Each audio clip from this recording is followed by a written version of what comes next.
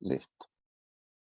Ahí está entrando Robinson, nuestro chileno invitado de honor, que será el coordinador en Chile, la próxima reunión. Muy bien. Ya está grabando.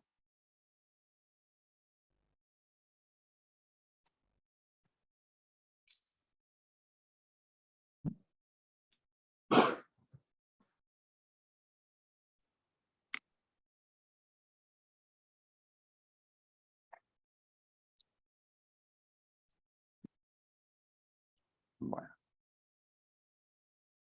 Perfecto. Bueno, entonces lo voy a poner ya en Facebook. Voy a parar aquí.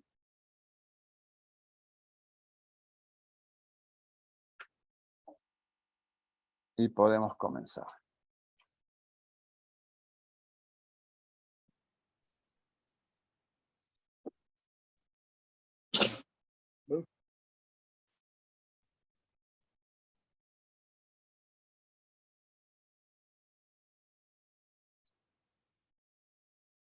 Muy bien.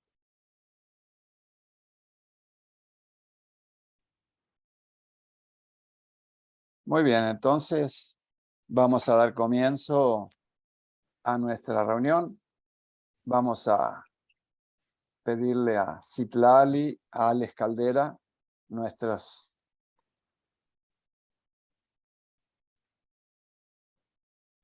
Vamos a pedirle a Citlali, a Alex Caldera, nuestros...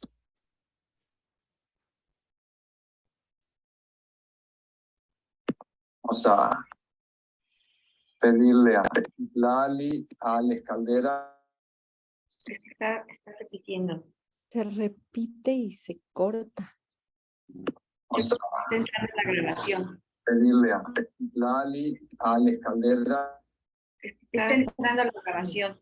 Se repite y se corta. Está entrando la grabación. Pedirle a Citlali, a Alex Caldera. Está entrando la grabación. Se repite y se corta. Está entrando la grabación. Pedirle a Citlali, a Alex Caldera. Está entrando la grabación. Se repite y se corta. Sí, está bien.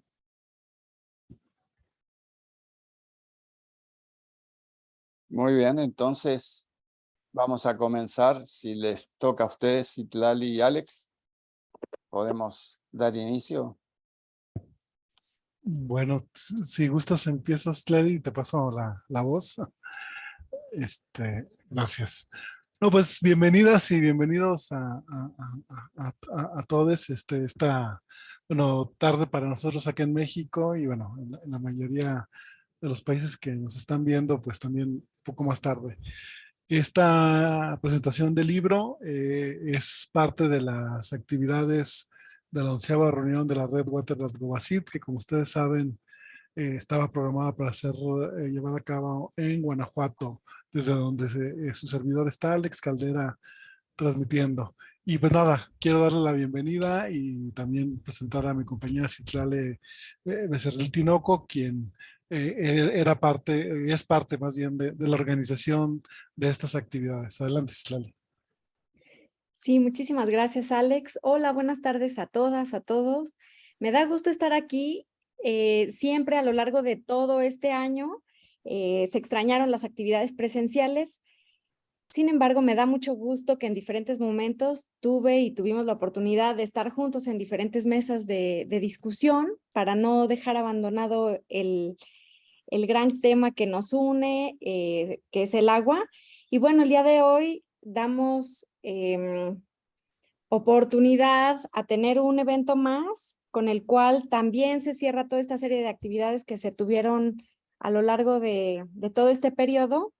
Y bueno, va a ser la presentación del libro que tuvo su primera edición en 2015 y que bueno, ahora se publica en versión en español. Entonces, será muy atractivo también poder escuchar una partecita de esta presentación del libro y después dar la apertura a una mesa de diálogo sobre el caso de México. Así que bueno, yo les doy la bienvenida y también cedo la palabra a mi compañero Daniel, quien brevemente también nos dará unas palabras. Hola, buenas tardes, ¿cómo están? Pues qué gusto verles, ¿no? Nos vimos por última vez, creo que por allí en Chile. Ya tiene ratito. Pero sí, como comentaba tanto Alex como Citlali, ¿no? Pues finalmente o lamentablemente no pudimos tener la reunión en 2020 aquí en León, Guanajuato, como estaba programada por parte de la Waterlat. Sin embargo, pues da mucho gusto el estar el día de hoy que presente en esta reunión para hacer esta como representación del libro, ¿no? Que finalmente ya había tenido su publicación en 2015, pero ahora, digamos, con su versión en español, pues sin lugar a dudas también tiene un alcance muy importante para una gran cantidad de población, ¿no? Y de interesados en el tema, que pues por decirlo de esta manera, es un tema que sigue causando bastante discusión, es un tema bastante polarizado desde los diferentes actores, ya sea desde la academia, de los propios responsables de la gestión, de obviamente la población, y que de alguna manera pues el libro hace énfasis de nueva cuenta en esta parte, ¿no? La importancia hacia dónde nos encaminamos en América Latina con respecto a este tema de un bien mercantilizable o un bien público, y que como se plantea dentro de esta cuestión del derecho humano al agua, pues hay esta cuestión fundamental de cómo podemos ir encaminándonos también a garantizar los objetivos del desarrollo sostenible 2030, ¿no? Entonces es muy grato ver muchos de los autores aquí, de los participantes que estuvieron integrando cada uno de los 15 capítulos del libro, y que sin lugar a dudas a mí me da mucha más posibilidad de leerlo, porque no leo muy bien el portugués, y ahora sí me estoy dando a la tarea de revisarlo una vez que Alex me lo pudo compartir junto con Esteban, y que me parece que da esta pauta para que reflexionemos, discutamos, y que nos permite, digamos, establecer también como Waterlat esta postura sobre este tema, ¿no?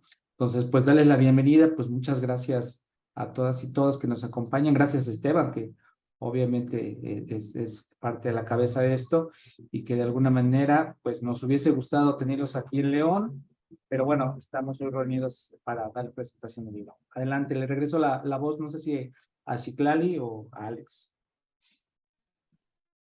Gracias. Hola. Sí. Bueno, Esteban, si quieres dar paso a hablar del libro y luego a la mesa sobre México. Sí, solamente para terminar esa parte, porque creo que hay que agradecer mucho, a pesar de que no aconteció, el esfuerzo que se había hecho para armar la reunión entre Alex, Daniel, Citlali y otras personas. Había mucho entusiasmo y bueno, la pandemia nos dejó sin reunión. Por lo menos ahora cerramos con este evento, pero de alguna manera es un cierre que deja abiertas las cosas. No es un cierre en un sentido contundente. Estamos abriendo aquí cosas. Esa es la idea.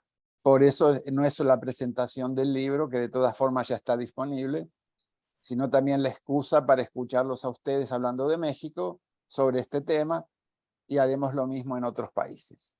Que el libro sirva como una puerta de entrada a un debate regional, que la verdad conocemos poco a veces lo que se está discutiendo en cada uno de nuestros países, y vamos a usar el libro para abrir esas puertas, ¿no?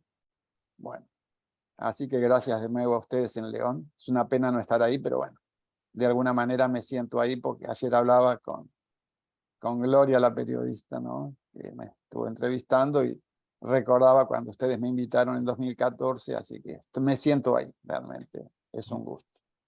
Bueno, yo creo que ahí vamos a pasar directamente ahora, como queríamos, al tema del libro.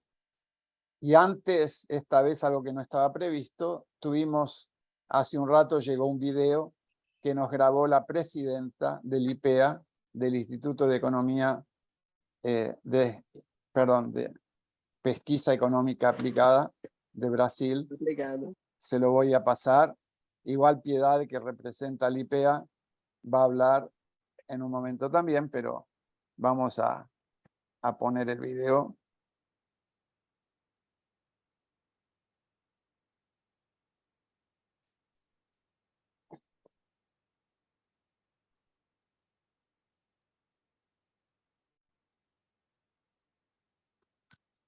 No se escucha, Esteban. Creo que no compartiste audio.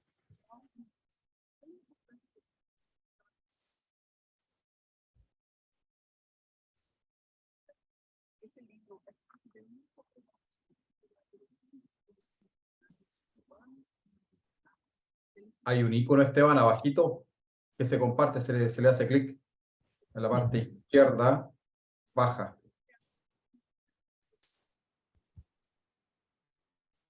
Perdón, ¿no se estaba escuchando? Sí, no, ese cuando compartes, como dice Robinson, hay una pestañita que hay que le poner para que también se comparta el audio.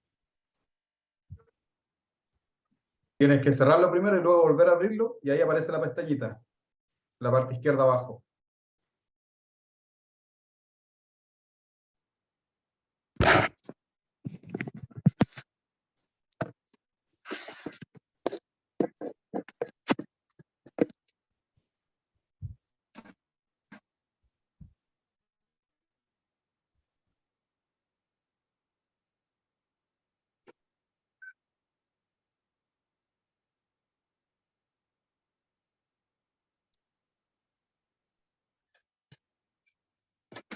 Empezamos de nuevo.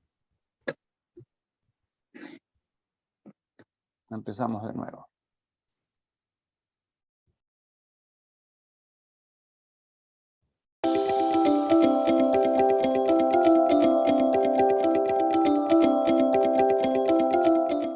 Agradezco por la oportunidad de la presentación del libro El Derecho al Agua como Política Pública en América Latina. Agradezco a los editores por la organización de tan importante publicación para la discusión de políticas públicas en Brasil y en la región. Este livro é fruto de uma cooperação entre a Direção de Estudos Regionais, Urbanos e Ambientais do Instituto de Pesquisa Econômica Aplicada e a rede Waterlet Global City, COBA-City, que se ha iniciado em 2009. Por meio deste livro, se apresentam capítulos com discussões que tratam do tema e dos desafios para a concretização do direito à água como política pública e como parte da redução das iniquidades em la região e em Brasil. Agradeço a todos por la oportunidade e desejo que seja uma frutífera discussão neste evento e que se possam colaborar cada vez mais para a concretização do direito e que se profundize o debate tanto em Brasil quanto em la América Latina. Muitas graças a todas e a todos.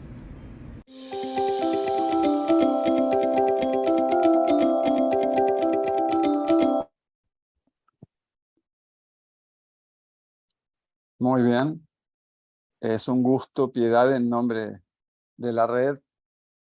Puedes decirle a la presidenta nuestro agradecimiento. Es un placer que este libro haya salido después de todo este tiempo. Si quieres, comienza tú, continuando con la conversación de ella, ¿no?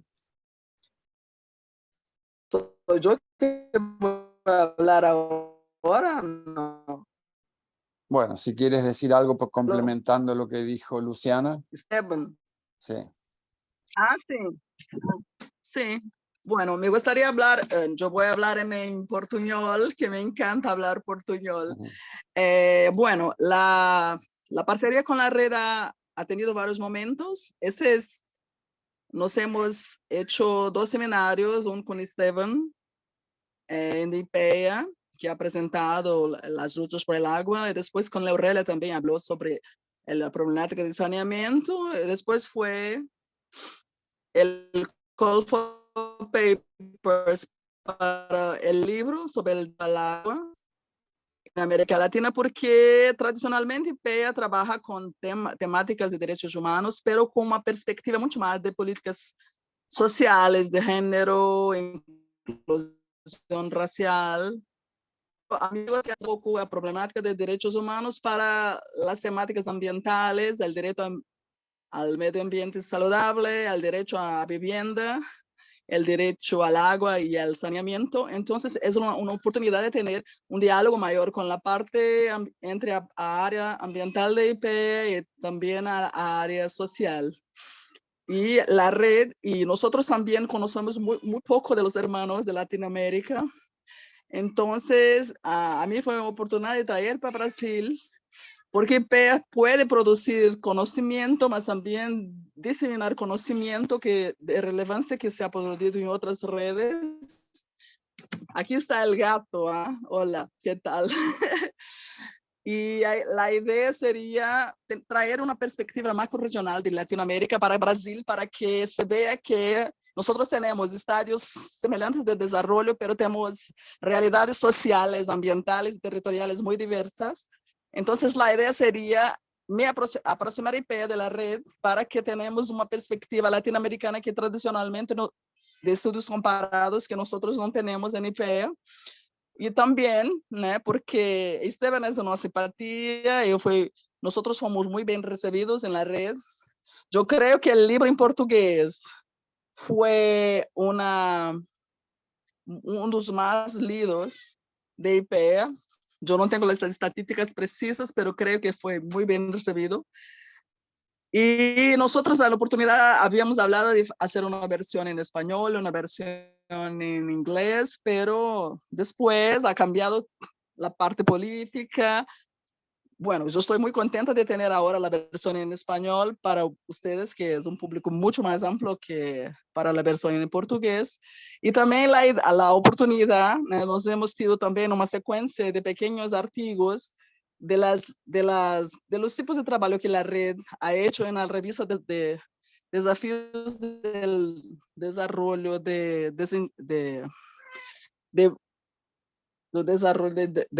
desafíos del desarrollo que IPEA había hecho, pero ahora no hay más esa revista. Mas la idea sería que nosotros vamos a empezar a continuar con la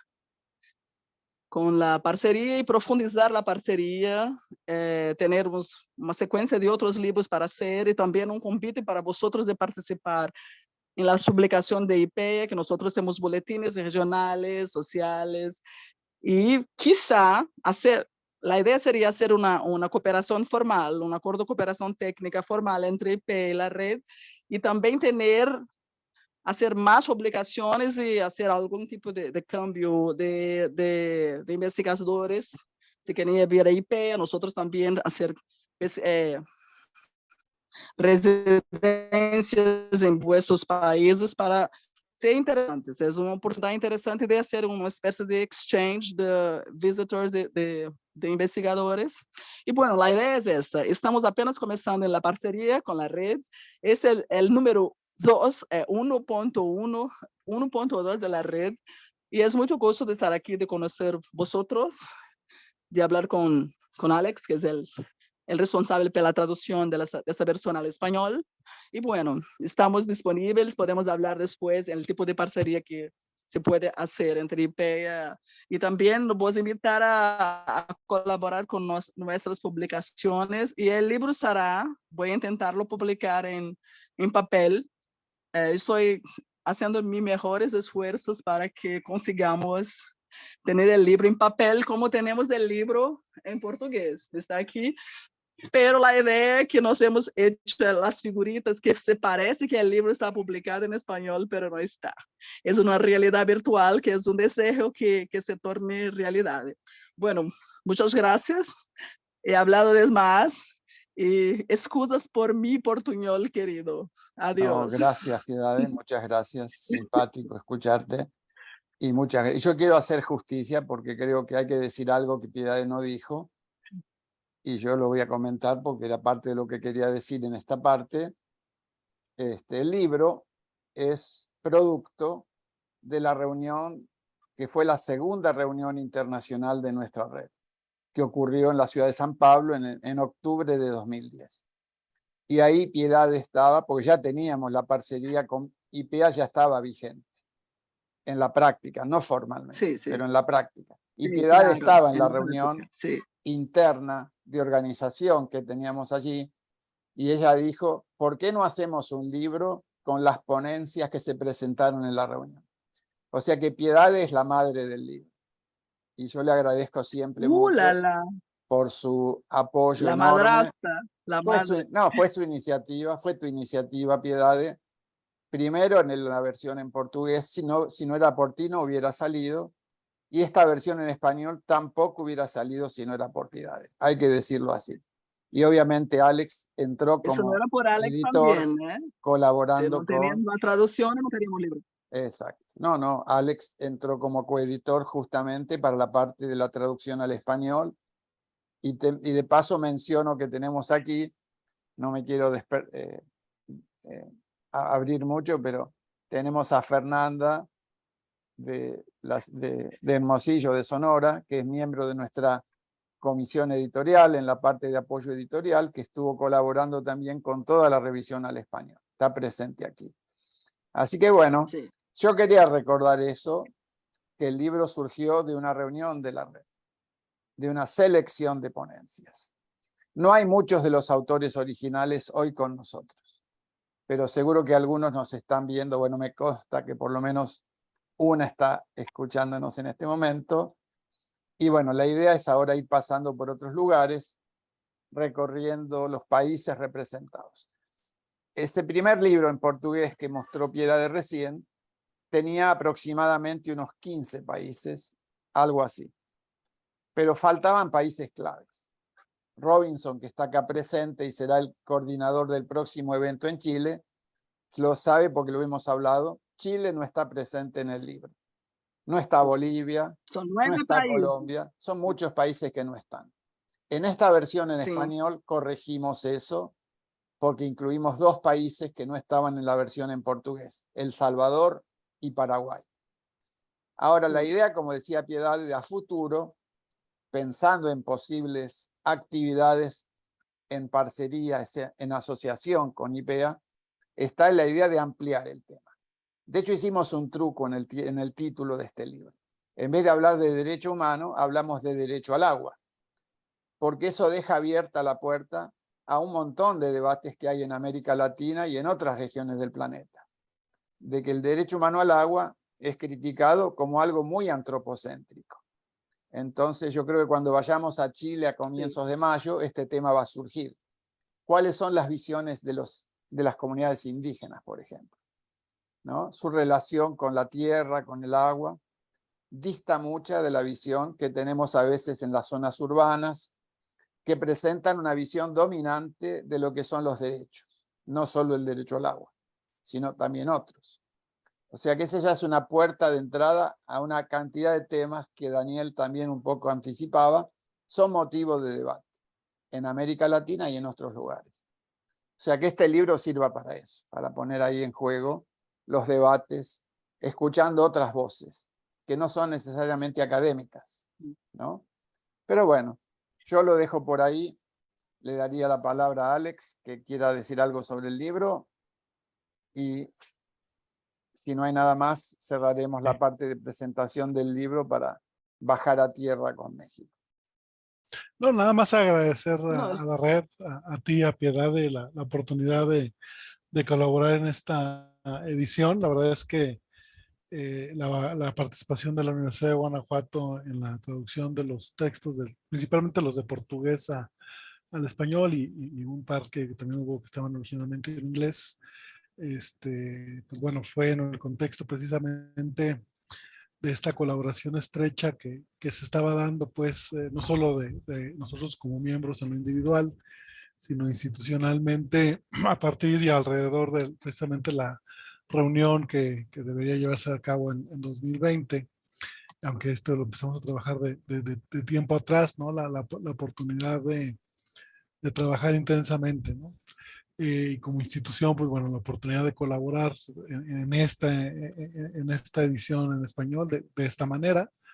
La verdad es que es todo un honor, tanto individual, insisto, pero también institucionalmente por la proyección que se tiene con estas instituciones, pues tanto el IPEA como la propia red Waterland, ¿no? Y creo que, pues bueno, las cosas fueron dando así en términos, pues, de que la reunión se tuvo que suspender por el tema de la pandemia, pero a la vez se consolida este proyecto, ¿no? En todo este tiempo y cerramos el día de hoy. Después, pues ya estamos en 2023, 3 años después, con esta sesión, que hemos tenido muchas, ¿no? Todos estos 3 años discutiendo varios temas, de los cuales, pues, obviamente se fomenta desde la red misma. y la verdad es que en ese sentido, pues la oportunidad de contribuir, ¿no? De la Universidad de Guanajuato, pues es muy importante seguir haciéndolo.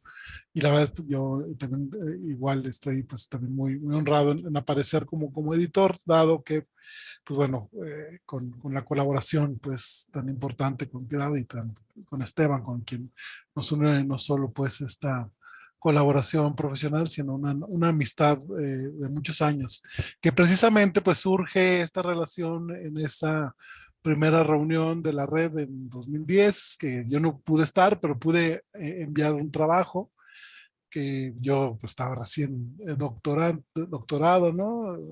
María Luisa había sido mi directora de la tesis y me animó a presentar dicho trabajo para la primera reunión, presentarme con Esteban. Y aunque no pude estar físicamente, pues bueno, ser considerado en esta lógica pues de la publicación, la primera que se pensó y ya se habló acá, y pues bueno, contribuir en esta discusión que se tiene, ¿no? Sobre precisamente los retos que se tienen para conseguir y consolidar el derecho al agua en todos nuestros países desde la política pública. En México, pues bueno, ahorita vamos a hablar en concreto y tenemos como invitados también a varias y varios amigos que nos ayudarán de alguna manera a profundizar en el caso mexicano. Yo nada más quería agregar eso, y pues bueno, y aquí con mucho agradecimiento con todos ustedes por estar aquí el día de hoy, tanto quien está aquí en esta conexión como quien nos está viendo a través de las redes sociales, ya sea ahorita o más adelante en el tiempo. Y pues nada, muchas gracias por todo. Bueno, muchas Gracias, Alex. gracias. Amigo, me gustaría hablar un poco sobre, solamente para decir un poco de las estadísticas del libro, que son 15 capítulos, que 6 capítulos de Brasil, son 9 países que están en el libro y 29 investigadores que están involucrados en el libro, y que el libro está gratuitamente disponible para download en el sitio electrónico de IPEA. Y que nosotros vamos a hacer un webinar, un seminario en Brasil en junio. Entonces, ustedes están convidados a participar remotamente, porque será un webinar, porque nosotros no tenemos también tanta plata para hacer presencial. Pero la idea sería que tenemos un gran seminario en IPEA para llamar la atención para el tema del libro y también para nuevos temas que el libro va a tornar posible el debate. Muchas gracias, es un gusto de estar acá con vosotros. Muchas Muchas gracias, gracias. Piedad. Igualmente. Una cosa, y creo que le paso a Citlali y a Alex, pero cierro entonces aquí. Quiero reiterar, esta presentación del libro en sí misma es importante. Es el fin de una etapa muy difícil, pero que hemos logrado completar. Así que hay razones para estar contentos y esperamos que sea una contribución, que yo seguro que lo es, que además va a ayudar a que el libro original sea conocido mucho más de lo que había sido hasta ahora, ¿no? Pero de todas formas, nosotros creemos que, a pesar de lo que dice el título del libro, hay una cuestión muy importante. Hay una gran distancia entre los objetivos declarados por gobiernos, por instituciones como Naciones Unidas, etcétera, y la realidad en el terreno. A eso queremos nosotros apuntar ahora. Por eso la idea de hacer reuniones que incluyan, bueno, la presentación del libro, pero un debate local que baje a tierra ese tema, ¿no? En este caso será en México, el próximo será en Chile, vamos a hacer otro, ya tenemos comprometidos en Guatemala, en República Dominicana, en Argentina, posiblemente en Uruguay. Tenemos una serie de eventos programados que iremos anunciando de a poco, porque es la manera de bajar a tierra el debate. Si no queda el libro en una estantería, ¿para qué sirve eso? Queremos más bien escuchar a los actores y a los profesores locales, nuestros colegas. Eso es lo que vamos a hacer hoy con México. Y en una región de México, además. Entonces, creo que es bueno entonces ya pasar para eso, que le va a bajar a tierra el tema del libro y le va a dar mucha riqueza a este evento, ¿no? Yo ahí dejaría a Citlali o a Alex o a ambos. ¿Quién se siente más a gusto con coordinar el tiempo de los que van a hablar? Tenemos un buen grupo, además, con instituciones muy importantes de México representadas. Sí, pues continúo yo. si me lo permiten. ¿Sí?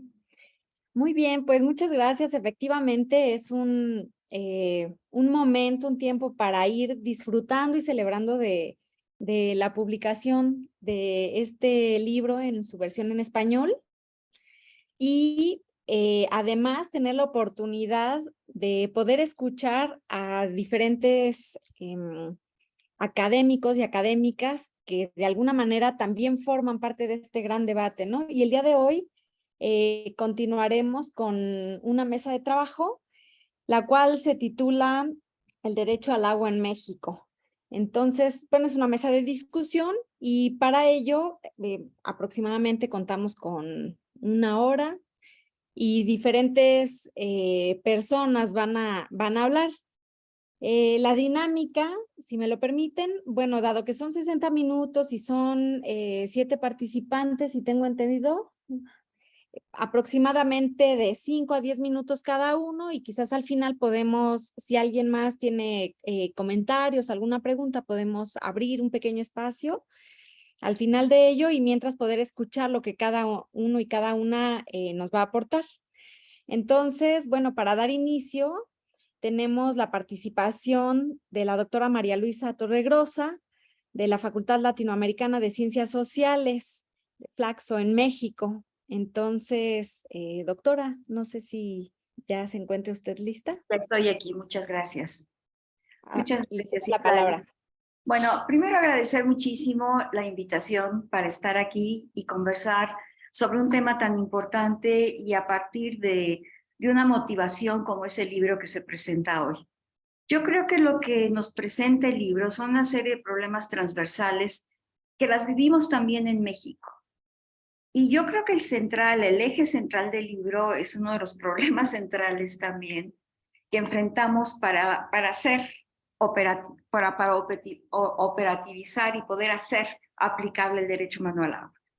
No es que se trivialice la adopción a nivel de principio constitucional el derecho humano al agua.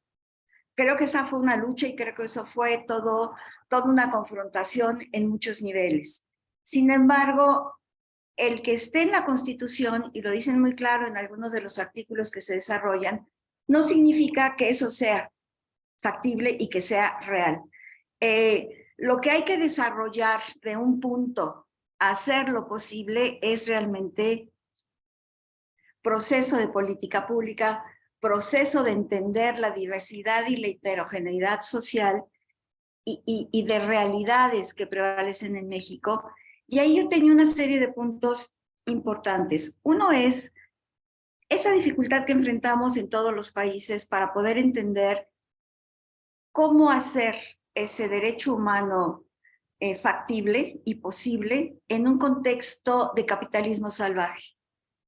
Tenemos una situación, por ejemplo, hay situaciones extremas en las que no me voy a localizar porque hay expertos aquí como es Cindy del Río Santiago, que es uno de los lugares en donde la situación de deterioro de las fuentes es brutal. Y la conciencia y la demanda de la gente ya no solamente por tener acceso al agua, sino por contar con un agua saludable y limpia que no produzca las enfermedades y dañe de tal manera al país es muy fuerte. Yo creo que tenemos una situación muy compleja en México. Creo que no es una solución sencilla y yo no puedo hablar de las grandes soluciones. Yo voy a hablar en el que me corresponde y en el que he estado trabajando en los últimos años. Me ha tocado estar operando la construcción de un sistema integrado y de información de agua en México.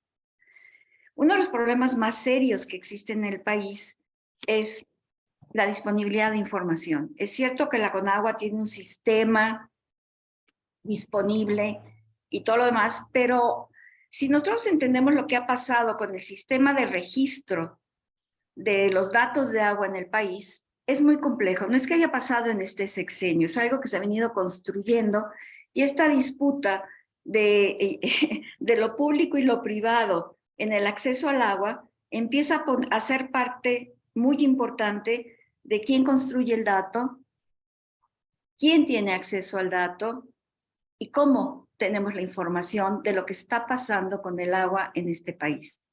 Y ese derecho también está siendo violado por todos lados. Dentro de los diseños de política, uno de los insumos que empiezan a desarrollarse y que me parece que ha sido muy polémico, muy discutido, pero que tiene un punto y que me parece muy importante, es la política de CONACYT, de apoyar y desarrollar proyectos de incidencia. Estos proyectos de incidencia implican no solamente el diseño de una problemática social del agua, sino también la solución conjunta con las comunidades involucradas y afectadas para dar una solución a esa problemática. No es sencillo, es decir, este trabajo, como lo vemos también en el libro, se ha dado esta articulación entre los procesos investigativos y los procesos sociales, pero tampoco tenemos, hay algunos que están mucho más avanzados en ese proceso, hay quienes han estado trabajando más de 20 años en el desarrollo de alguna metodología que permita esta, no articulación, pero sí este diálogo de saberes entre los diferentes actores, y creo que esta iniciativa es interesante en ese sentido, y creo que puede ayudar en el mediano y largo plazo. El problema es que las políticas no podemos considerarlas en el corto, mediano y largo plazo, porque el largo plazo depende de quién llega al poder y cómo se distribuye esa política. Entonces, es un nivel muy complicado. Creo que hay muchos elementos que están incidiendo y que están presentes en cómo hacemos factible el derecho humano al agua, cómo podemos realmente resolver este tema con esta heterogeneidad que existe en el país, con estas carencias que tenemos presupuestales, con el problema de acceso a la información y de generación a la información. Pero bueno, son retos que tenemos y que se están enfrentando de manera particular en muchos puntos, así como lo señalan los trabajos que están en el libro de cómo la ausencia de Estado fortalece la organización social y la posibilidad de resolver problemas. Creo que eso también es la parte positiva de estas carencias que empieza a tener el país. Y ya para cerrar, una dimensión adicional en la lucha y la concentración y la apropiación del agua, y que tiene que ver que hay zonas en donde las fuentes, por llamar presas, ya están dominadas por la delincuencia organizada. Entonces esta es, y no solamente las presas y otras fuentes, sino también extracción de agua de pozos. Hay un proceso de producción delictual que también está incidiendo y que está dominando territorios. Y que es insalvable. A mí me tocó vivirlo en el caso particular de los distritos de riego, cómo ya están inclusive en la gerencia de la organización y la distribución del agua local. Es impactante, pero bueno, esa dimensión también tenemos que lidiar con ella. Yo me quedaría aquí. Muchas gracias. Sí, definitivamente hay nuevas dimensiones que hay que repensar porque además no es fácil acercarse y trabajar en ellas. Sin embargo, están presentes y son parte de la realidad. Entonces, es compleja la dinámica y las decisiones que se pudieran llegar a tomar en torno a las políticas que se generan. Muchas gracias. Bueno, entonces ahora continuamos con Carolina Escobar Neira del Instituto Mexicano de Tecnología del Agua. Bienvenida, Carolina, y nos da gusto escuchar. Hola, buenas tardes a todas, a todos. Muchísimas gracias por la invitación, por el espacio. Aquí dentro, bueno, yo soy la subcoordinadora de Participación Ciudadana y Derechos Humanos en el INTA, que es un centro de investigación, Instituto Mexicano de Tecnología del Agua, INTA, que es un centro de investigación desde donde se espera que surja conocimiento para la toma de decisiones en torno a temas de agua. Ese es como el deber ser, ¿no? Entonces, para nosotros ha sido muy importante también la publicación de este libro. Tenemos internamente un seminario de investigación en el que lo estamos revisando, leyéndolo ya cuidadosamente. y retomando de allí varios temas para el quehacer permanente de la institución, sobre todo en nuestra área, que es como la conexión entre lo ingenieril y la visión ingenieril tradicional que se ha tenido en México respecto al agua, y el componente social, ¿no? Que es fundamental. Quería retomar un poco en este momento algo que se mencionaba, y es que justamente el tema de los derechos tienen como un marco, y allí en el primer capítulo del libro se menciona muy claramente como este marco jurídico internacional, y en donde se exploran como sus implicaciones, ¿no? Todo lo que tiene que ver con a qué nos referimos cuando hablamos de derecho humano y a qué nos referimos o a qué nos comprometemos como países firmantes de los acuerdos. Sin embargo, un trabajo que venimos adelantando aquí en el IMTA, pues nos lleva a conclusiones que ya, tal vez todos conocemos en términos generales, y una de ellas es que el reporte que damos de cumplimiento de derechos humanos como países, pues no nos está hablando de derechos humanos, ¿no? Los derechos humanos, para que sean considerados como tal, y allí se retoman varios elementos del libro, pues tiene que cumplir con unos criterios normativos, dentro de los que se incluyen la disponibilidad, que es uno de ellos, pero no es todo lo del derecho, está la disponibilidad, pero pues hay otros criterios como la calidad, que sea aceptable culturalmente, accesibilidad, asequibilidad, y todos estos criterios no son considerados cuando se reporta el avance de país en términos de cumplimiento de derechos humanos. Entonces nos encontramos un poco hilando con lo que acaba de decir María Luisa respecto a la información. Nos encontramos con información incompleta, fragmentada, en el mejor de los casos, y en otros casos, no encuentro la palabra exacta, como ajustada, de tal manera que se presenten realidades que en verdad no existen.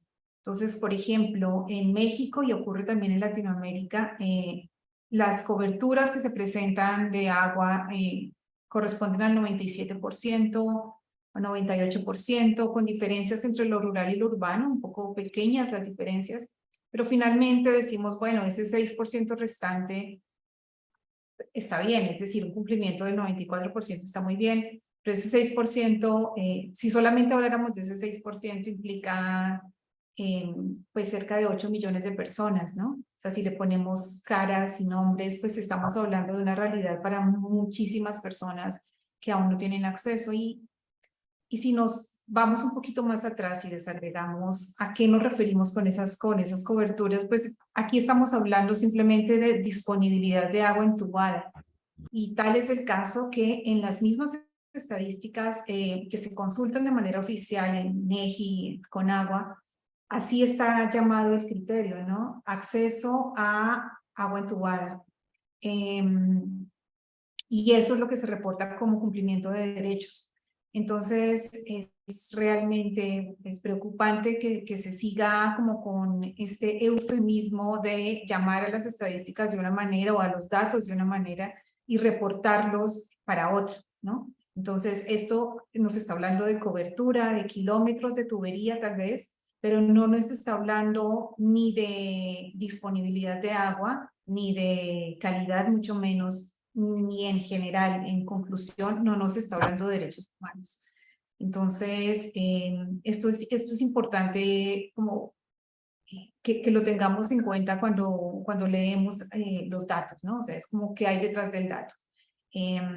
Dentro de los temas que hemos ahondado para ver la medición de indicadores de derechos humanos, vemos cómo en la disponibilidad, por ejemplo, se suman cosas como las personas que reportan tener agua, bueno, todos los días, y tener agua de vez en cuando. Esto suma a este porcentaje del 96-97% de cobertura.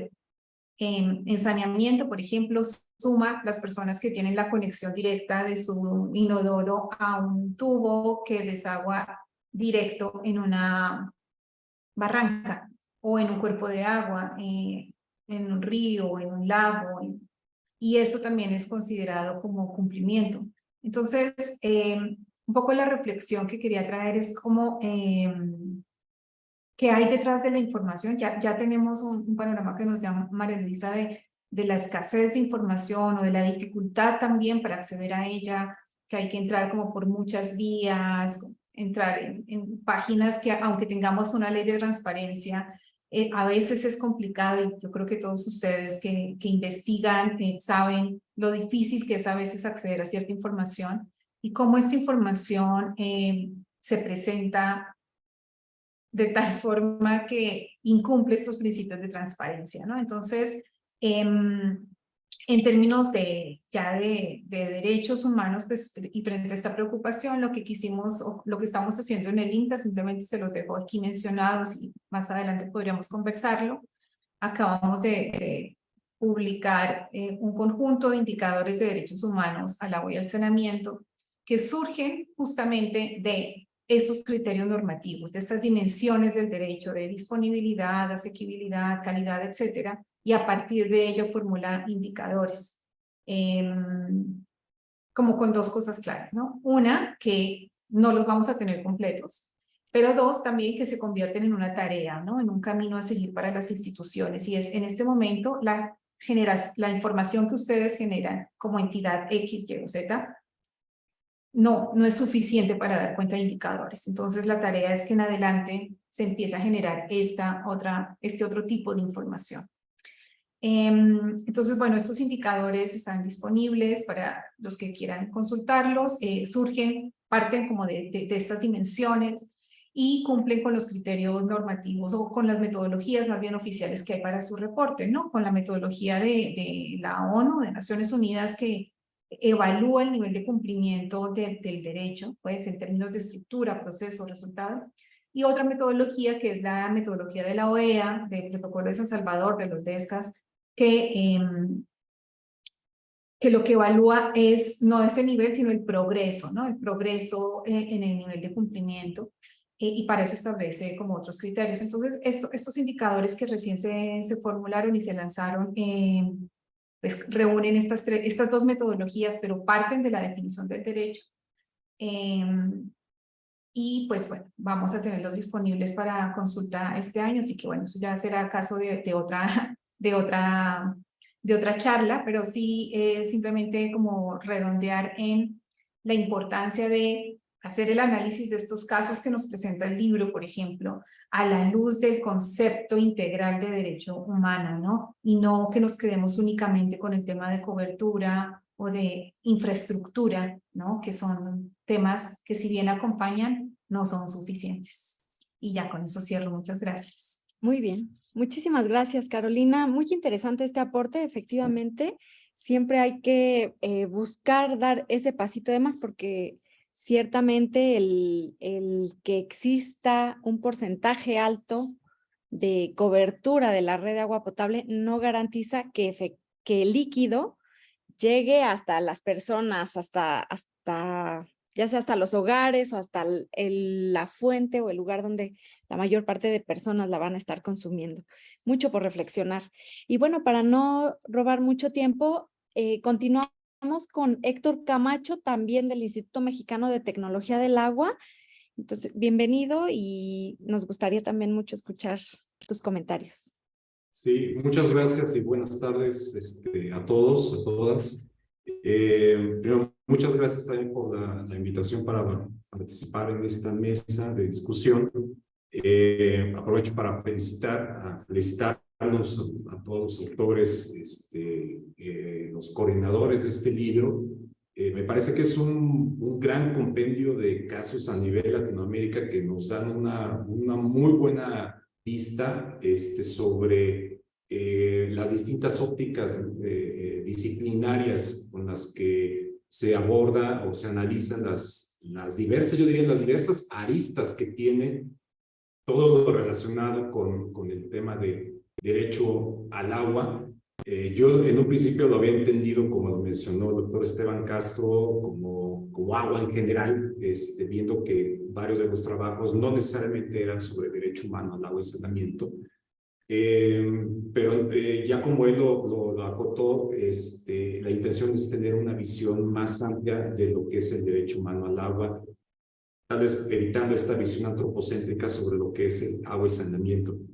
Pero bueno, ese es lo que yo quisiera comentarles sobre una idea, algunas ideas que estuve pensando sobre lo que se desarrolla en el libro sobre la política pública en el derecho humano al agua. Y yo aquí sí lo voy a acotar tanto por desarrollo profesional y la experiencia que tengo.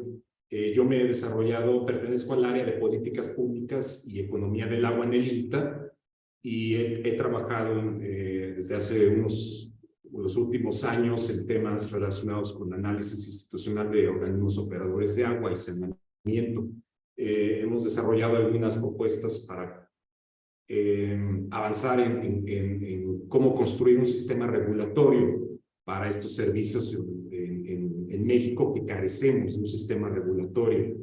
Y últimamente hemos estado trabajando en un equipo de trabajo en la subcoordinación sobre hacer un análisis acerca de la transparencia que tienen los organismos operadores, la transparencia y el acceso a la información que legalmente están obligados, y hemos desarrollado una herramienta que más adelante comentaré. Yo quisiera iniciar tal vez con la siguiente idea. En mi punto de vista, agua y saneamiento en México las podemos ver como con dos ópticas. Son servicios públicos, pero también son derechos humanos. Y como servicios públicos, creo que la política pública se ha centrado en reducir rezagos, como ya lo comentaba la doctora Carolina, en reducir rezagos, en ampliar coberturas de infraestructura en general, tanto en agua y saneamiento, en tratar de dar mayor apoyo a los organismos operadores a través de diversos programas que se tienen tanto principalmente a nivel federal, y algunos en lo local en cada uno de los estados a través de los gobiernos locales. Y ahí es donde creo que la política pública de agua y saneamiento en México se ha enfocado. Ha sido primordialmente a atacar el tema de cobertura a través de infraestructura. Y por eso es que vemos también estos indicadores que generalmente se reportan en los documentos oficiales de estadísticas como porcentajes, ¿no? Porcentajes de cobertura, porcentajes de otros indicadores de gestión, como cuántos kilómetros se tienen de redes de agua, de alcantarillado, cuántas plantas de tratamiento, cuántas potabilizadores, etc. Entonces, esa visión es la que se ha dado principalmente como servicios públicos. Como derechos humanos, ahí es donde, a pesar de tenemos un rezago, y a pesar de que desde el año 2002 en México se reconocen estos dos derechos humanos al agua y saneamiento en la Constitución, pues tenemos un rezago legal. Ahí está el tema atorado con la ley general, pero en mi opinión hay tal vez una falta de voluntad también a nivel local, en los gobiernos locales, estatales, porque ellos son soberanos y ellos en sus leyes de agua pueden hacer las adecuaciones a su legislatura local e insertar el tema de los derechos humanos al agua y saneamiento. Entonces, esta política pública que tenemos en México no ha logrado avanzar mucho en el tema de cómo regular estos criterios normativos de estos dos derechos. Sin embargo, en mi opinión, no con esto quiero decir que no lo que se ha hecho esté mal. Creo que también hay que reconocer que el Estado mexicano ha hecho un importante esfuerzo por abatir estos rezagos que se tienen o que se han tenido a lo largo del tiempo, al menos en temas de cobertura, de infraestructura, y eso lo ha hecho a través de los distintos actores, los propios organismos operadores, el gobierno local, municipal, estatal, federal, los tres niveles de gobierno. Y hay un conjunto complejo de instrumentos legales, institucionales, de financiamiento que intervienen en esta política pública. Sin embargo, pues también no ha sido suficiente y eso lo vemos con la información que tenemos disponible. No ha sido suficiente pues para lograr que estos servicios de agua y saneamiento todavía alcancen esas coberturas universales. La doctora Carolina mencionaba las coberturas que se tienen a nivel nacional, 96, 98%, dependiendo si es el ámbito rural o urbano. Quiere decir que todavía tenemos entre 4 o 6 millones de mexicanos que todavía no tienen estos servicios. Y eso, si lo vemos a nivel urbano o rural, a nivel rural todavía la brecha es mayor. Entonces, y además, no hemos logrado, todavía no podemos decir que estemos garantizando estos derechos humanos al agua y saneamiento, a pesar de estos grandes esfuerzos que se han realizado. Me parece que la política pública también de agua y saneamiento en México, lo voy a decir así, nos ha acostumbrado a servicios deficientes y por lo tanto a derechos humanos, al agua y saneamiento, que no se pueden realizar. Y esto lo podemos evidenciar con datos del INEGI, de la encuesta, si no me equivoco, es la encuesta de calidad de impacto gubernamental que tiene el INEGI. Habla en el último ejercicio del año 2021, por dar un par de cifras, tenemos un porcentaje de satisfacción a nivel nacional de estos servicios de agua potable, nada más de agua, del 53%.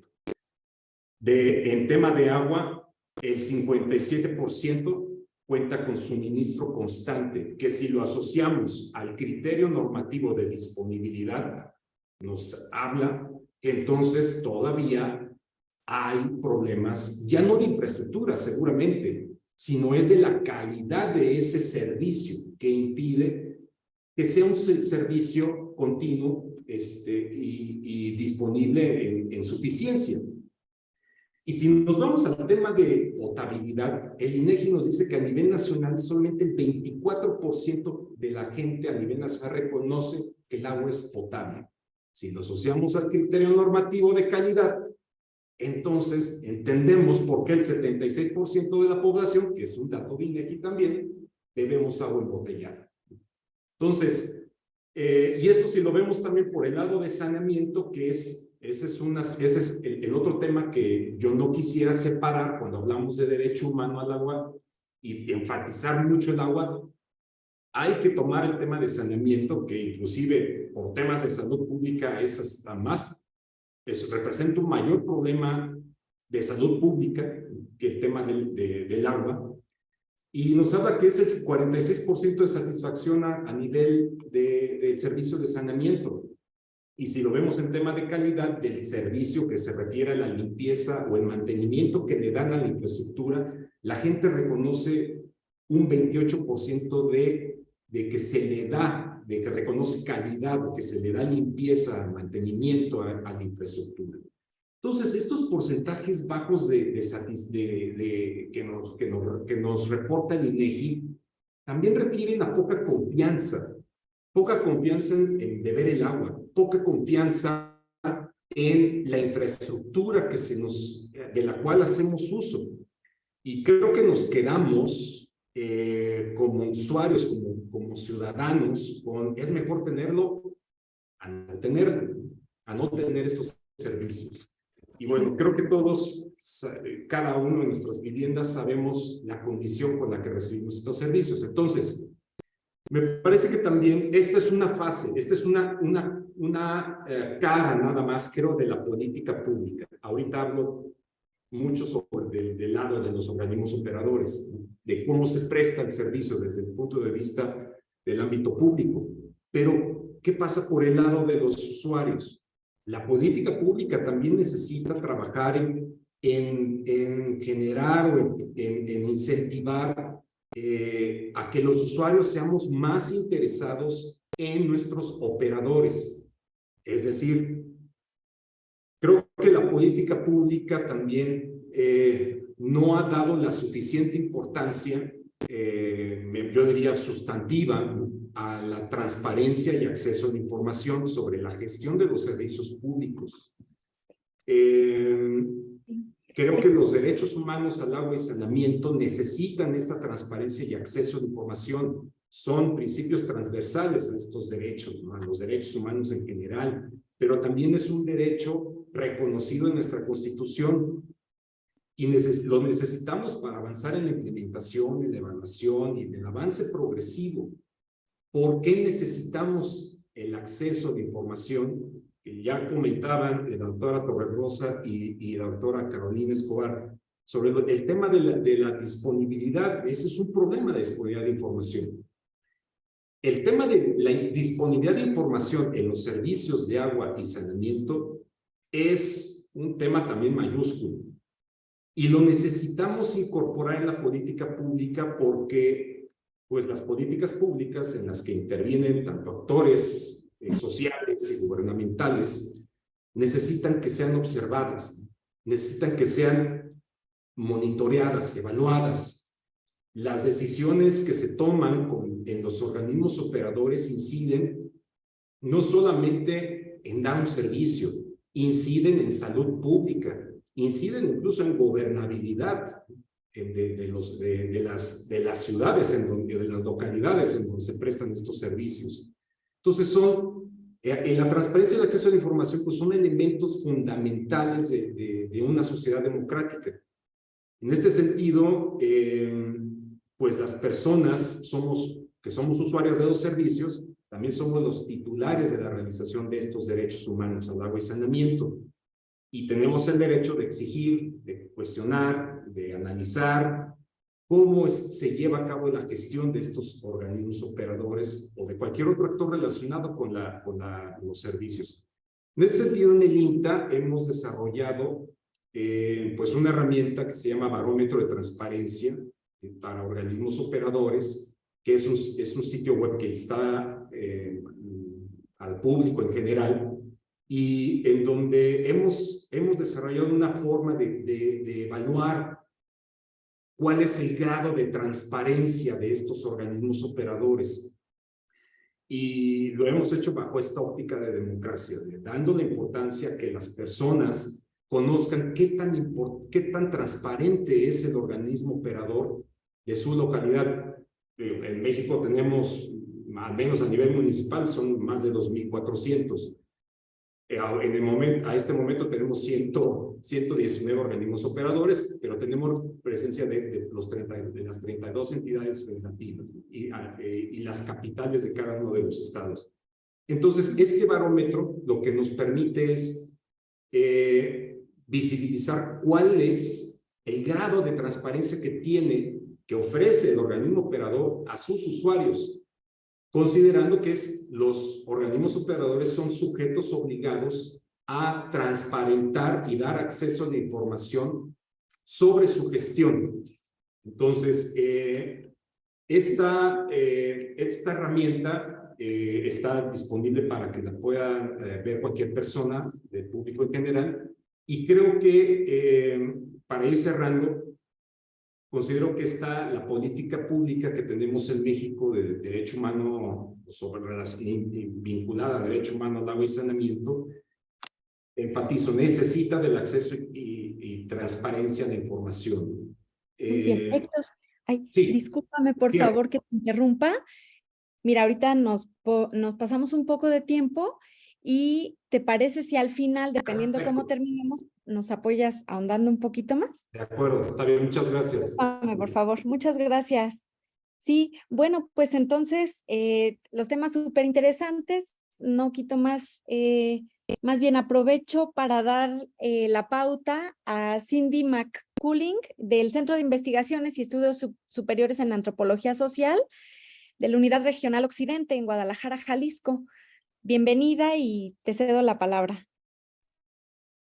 Muchas gracias, Citlali, por la invitación en participar en la presentación de este libro importante y esta mesa sobre la discusión del tema en México. Y pues solo quisiera aportar a lo mejor algunas aristas a las diversas ya mencionadas por los otros participantes y hacer énfasis en el tema de la calidad del agua, porque creo que, digamos, parte de lo que, como Carolina mencionaba, esta visión ingenieril tradicional que predomina, pues tendemos, y no solo en México, pero a enfatizar los temas de cantidad de agua y no de la calidad de la misma, y que es un problema no solo recurrente, sino no es un problema de solución fácil, ¿no? El tema de atender la calidad del agua, incluso en un reporte más o menos reciente, 2019, del Banco Mundial lo llaman un problema retorcido, ¿no? Un wicked problem, que no tiene una solución óptima, fácil de lograr. Y hablamos de la baja prioridad a la calidad del agua. Eso es otro factor que no está en las estadísticas oficiales, ¿no? O sea, tenemos las estadísticas que nos indican la cobertura de una infraestructura, sin indicarnos si el servicio es continuo o intermitente, y tampoco nos indica cuál es la calidad del agua que se está brindando a los hogares. La información, si es escasa en general en términos del agua, yo creo que podemos decir que es incluso más escasa si queremos entender cuál es la calidad del agua que estamos recibiendo en los hogares. Y esto obviamente tiene una relación también, no una relación sencilla, pero sí, claro, tiene una relación importante con el consumo, la predominancia del consumo de agua embotellada en el país. Digo, no es una relación sencilla porque entran otros factores y tendríamos que desmenuzar la problemática a nivel más local y regional de calidad de agua y consumo, y la intermitencia en el servicio definitivamente es otro factor que incide en la calidad o el hecho de que no sea potable el agua al llegar a domicilio. Pero yo quisiera que pensáramos pues también la problemática de calidad del agua pensando en las fuentes del agua y la baja prioridad que se da a la protección de los cauces de agua, las fuentes subterráneas de agua, y la protección de los ecosistemas que son, pues al final de cuentas, nuestras fuentes de agua. Y como ya mencionaba María Luisa al principio, pues también tenemos casos muy graves de degradación ambiental, como el contexto donde yo he trabajado desde hace un buen número de años, que es el Río Santiago aquí en Jalisco, donde obviamente hay una degradación severa, contaminación de fuentes industriales, agroindustriales, urbanas y agrícolas, de las aguas superficiales, que lleva pues a la presencia de contaminación no solo orgánica, biodegradable, sino contaminación química también. Y aquí vemos pues una franca, podemos decir, incapacidad del Estado, pero también algo que he descrito en términos de una corrupción institucionalizada, porque hay una renuencia de tomar acción para controlar en particular los vertidos de actores particulares, ¿no? Entonces, aún ante casos muy resonados donde hay grupos organizados que reclaman el derecho humano al agua, al saneamiento, también el derecho a la salud, el derecho a un medio ambiente sano, el derecho incluso a la vida por la degradación de los entornos de vida, y vemos pues una falta de control de estas fuentes de contaminación que redunda, como decía, la calidad de vida de las personas, y redunda en la calidad del agua que se provee a diferentes áreas urbanas, porque no podemos separar ya no hay esta separación, ¿no?, de las fuentes de agua y los sitios de descarga, porque estamos ante, no solo en Guadalajara, yo estoy hablando desde el caso del área metropolitana de Guadalajara, pero no es, por supuesto, única. Muchos casos, si son fuentes superficiales, donde estamos ante un reuso de facto, o sea, en los hechos, de aguas residuales, directo o indirectamente, aguas residuales tratadas y no tratadas, y no solo aguas residuales domésticas, sino también aguas residuales de origen industrial. El río Santiago que es sitio de descarga, es también fuente de alrededor del 20% del agua que se suministra en el área metropolitana de Guadalajara. Es considerado agua del lago de Chapala, pero es bombeado alrededor de 80 kilómetros, una parte por el río Santiago y otra parte por canales a cielo abierto que reciben también descargas de fraccionamientos y empresas directamente. El mismo lago de Chapala podemos considerarlo otro caso de reuso indirecto de agua residual tratada y no tratada. Y no estamos diseñando los sistemas ni de control de la contaminación, ni barreras para mitigar los riesgos, ni los sistemas de potabilización que tomen en cuenta cuál es la calidad del agua de la fuente. Estamos con sistemas de potabilización convencionales que no están diseñados para el reuso indirecto de agua residual. Y ese es un problema que se relaciona con la salud y se relaciona con la necesidad de recurrir a fuentes de agua embotellada donde la calidad de esa agua es muy variable. Y aquí estamos pues viendo una mercantilización del derecho al agua, ¿no? Porque quien puede acceder a agua de mayor calidad depende también de su capacidad de compra de estas fuentes de agua embotellada sobre las cuales tampoco hay información ni certeza de la calidad de esa agua embotellada, y no estoy en ningún sentido avalando la calidad del agua de las transnacionales que a lo mejor muchos en el país estamos bebiendo, ¿no? La problemática en las zonas periurbanas ahí en ese sentido es mucho más grave.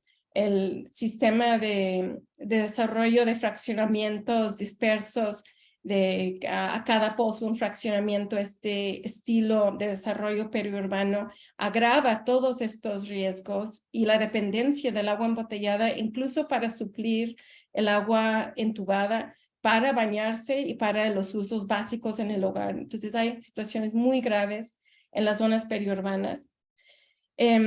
Con relación al saneamiento, también creo que vale la pena destacar que estas estadísticas oficiales también mienten en un sentido muy alto por la falta de operación y de mantenimiento adecuado de las plantas de tratamiento. Si hablamos de más del 60% de saneamiento en plantas de tratamiento, ese es otro dato ficticio que creo que hay que desmenuzar. Y ya para cerrar, para tampoco abusar del tiempo, creo que todo esto nos lleva también a reflexionar sobre el problema de la descentralización de los servicios de agua y saneamiento, ¿no? No ha funcionado. No estoy diciendo que a lo mejor la solución sea encargar a los estados, como algunos abogan por esa opción. Puede ser que el nivel estatal tenga un mayor papel, pero de alguna u otra forma hay que ver cómo se pueden fortalecer los servicios a nivel municipal. Las grandes áreas urbanas tienen otros recursos, pero cuando uno va a ciudades medias o municipios más pequeños, la situación realmente es sumamente precaria. Entonces creo que el debate también tiene que girar en torno al proceso de descentralización de estos servicios. Bueno, muchas gracias.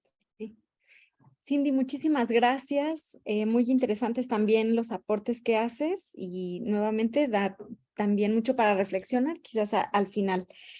Ahora nos faltan 3 participantes más. Les pido de la manera más atenta nos apoyen con 10 minutos aproximadamente del tiempo. Y sin más, doy paso a Carlos Armando Peralta, del ITESO, de la Universidad Jesuita de Guadalajara, en el estado de Jalisco. Bienvenido. Muchas gracias. Hola y buenas tardes a todas y a todos. Yo quisiera arrancar o retomar desde donde cerró Cindy. Para nosotros un grave problema para que se haga realidad el derecho humano al agua o para atender el agua adecuadamente y el medio ambiente, pues es en principio pues las debilidades que tienen los municipios, ¿no? A nivel nacional tenemos un Plan Nacional de Desarrollo y pues existen programas sectoriales de medio ambiente y existe el Plan Nacional Hídrico y demás, y debería en ese sentido pues haber esta lógica donde hay una planeación, una presupuestación y obviamente agrupados o avalados por leyes, ¿no? El tema es que si bien el municipio tiene entre sus facultades atender lo del servicio de agua potable y saneamiento, pues ya no le llega el presupuesto, ya no es una instancia a la cual pues esto del Programa Nacional de Presupuestos le lleguen hasta ellos. El municipio tiene que sacar, digamos, por sí el presupuesto para atender lo del agua y en un momento dado puede solicitar cuestiones de recursos extras al Estado y demás, pero como decía Cindy, nuestros municipios, a pesar de que tienen esta facultad y esta obligación de llevar el agua a la gente que vive ahí, pues no tienen los recursos ni a veces las capacidades técnicas, ¿no? No voy a hablar ahorita de municipios pequeños, voy a hablar de Lagos de Moreno, un lugar donde acabamos de terminar una investigación, Los Altos de Jalisco, que es un lugar pues, de los grandes productores en México, digamos, de los productos de proteína, carne, leche, huevo y demás, donde Lagos de Moreno, hoy por hoy, no tiene una planta de tratamiento de aguas, ¿no? Literalmente, siendo una de las ciudades más importantes de Jalisco, no tiene una planta de tratamiento porque no podía pagar lo del servicio de más y se echaron a perder las bombas, no ha podido reponer y hasta este año, gracias a un presupuesto estatal, se va a reponer lo de planta de tratamiento, lo de la planta de tratamiento de Lagos de Moreno, ¿no?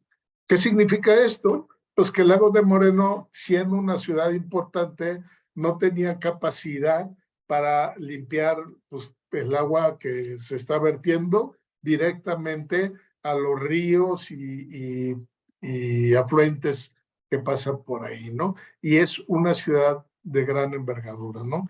Igualmente, Lagos de Moreno, como todas las ciudades de la región, en Jalisco tenemos las juntas intermunicipales de medio ambiente, tienen nombre por cada región, y bueno, entre Lagos de Moreno y la región de los Altos Norte, no había una junta intermunicipal de medio ambiente hasta hace 2 años que la crearon justo en medio de la pandemia, entonces empezó a funcionar prácticamente hasta hace 1 año, ¿no? Entonces, lo relativo al medio ambiente, lo relativo al cambio climático, lo relativo incluso a conocer la ley relativa a cambio climático del estado de Jalisco, pues no era un tema de Lagos de Moreno y de esa región, ¿no? ¿Qué nos significa eso, no? Pues que tenemos puntos muy débiles para poder hacer valer cualquier política pública que tenga que ver con atender pues, la problemática de agua y de medio ambiente, ¿no? Y estos puntos débiles son los municipios, ¿no? Si queremos atender desde una perspectiva diferente, tendríamos que empezar por trabajar desde la base, desde los actores, desde los grupos, desde incluso los gobiernos municipales que pues, requieren apoyos de diferentes índoles, política, económica, incluso de abrir cauces legales para que puedan expandir sus funciones y poder ver la situación desde otras perspectivas y actuar desde otras lógicas, ¿no? Entonces, yo creo que ahí tenemos tareas muy grandes. Mucho de lo que ocurre también en el río Santiago tiene que ver con falta de capacidades de los municipios, ¿no?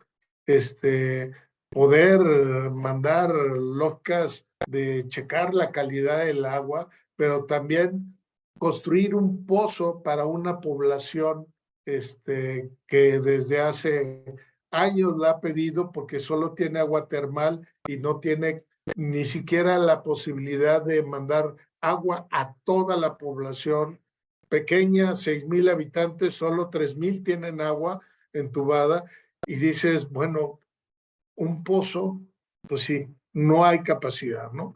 Entonces, si queremos repensar, revertir, rediseñar hay que pensar no solo en nuevas leyes, no solo en nuevas políticas, sino cómo atendemos la problemática desde otras perspectivas, ¿no? Yo lo dejaría ahí. Es un planteamiento de que el resultado de una investigación, pues la culpa no es todo de los actores, de los gobiernos, sino también tenemos que repensar y rediseñar las lógicas de acción de cómo fueron formuladas estas cuestiones de si los municipios tienen que hacer esto o no, hasta dónde, ¿no? Eso. Muchas gracias. Sí. Muchas gracias a ti, Carlos. Muy interesantes los aportes que nos das el día de hoy. Bueno, continuamos con la penúltima de nuestras participantes. Ella es Esther Padilla Calderón del Colegio de Sonora. Bienvenida.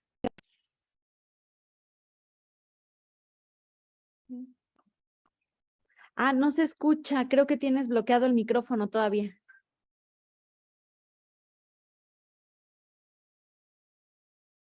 No, algo está fallando. Mira, sí veo que ya lo desbloqueaste, pero no sé. Todavía no te escuchamos. Sí. No se escucha. Solo alcanzaba a leerte los labios. Ver la configuración del micrófono.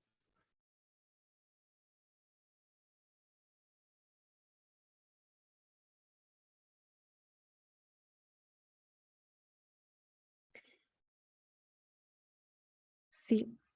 A veces en la configuración, en la ventana que está hasta arriba, está bloqueada. Podría ser allí.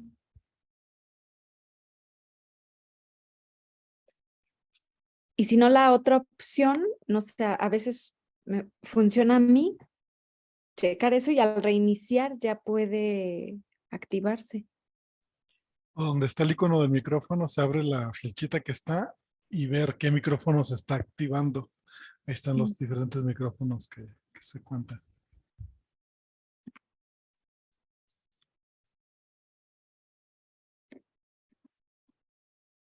Sí. Muy bien. Pues mira, si gustas en lo que...